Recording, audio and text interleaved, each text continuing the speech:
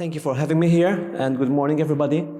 I think COVID-19 left a big hole in our exchequer, huge ramifications on the education system, our health authorities, and the like.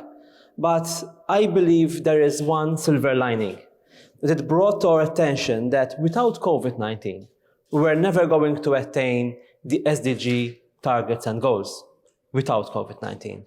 Not on a global level, not on a country level.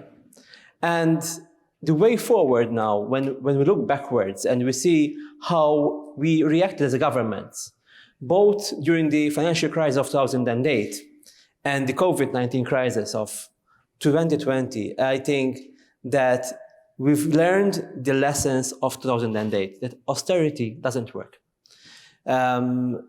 The pandemic brought to light the deep inequalities that there exist, and the matrix of options that technical people brought to our attention as a government is that there are four potential outcomes.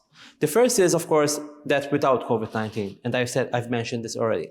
The second is the fact that there is COVID-19 and we're reacting to it. The high damage scenario. And the fourth is the SDG push, which I believe is the way forward. And I tell you why, if I have some time to explain myself. Yes, please, go ahead. I believe that the post-COVID scenario should be one with two bold decisions. The first is that austerity doesn't work and that we have to invest with a stimulus package in the way we plan our future, as we did during COVID-19. Highlighted by previous speakers. So the first decision is this: are we going to stick to austerity measures post-COVID-19, or are we going to invest with a stimulus package which takes us to the next decade or so? The second question is how we're going to spend that money. And of course, the pressure will be about spending that money on rails, on our roads, the usual investment, public spending. So that is one option. The other option is to go for an anti-austerity new Green Deal. And that will be where I believe we should invest. And that's what my government back in Malta is doing. We're investing €2 billion in our plan to reach our 2030 climate change targets. As the President of the Commission said, globally, as a European Union member states, we should reach 55% decrease in our emissions. Now that translates for Malta at least into 19%. So we committed ourselves already to reach zero carbon economy by 2050 as a country.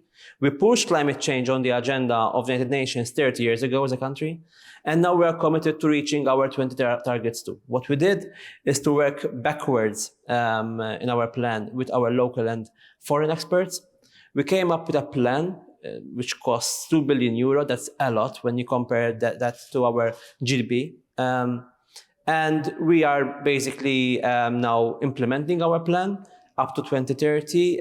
It consists of 7 sectors, mainly being transport and buildings, both of which are the culprits, I would say, for our emissions. And the plan is costed. We know what to do. We know where we're heading. And this is now the biggest challenge for each and every government.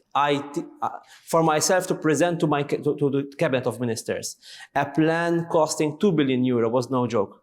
I mean, with €2 billion, you can build schools, you can build new hospitals, you can employ thousands of people. But to make the people understand that climate change is top priority is not easy feat. And my conclusion is this. I mean, we have these 4 scenarios.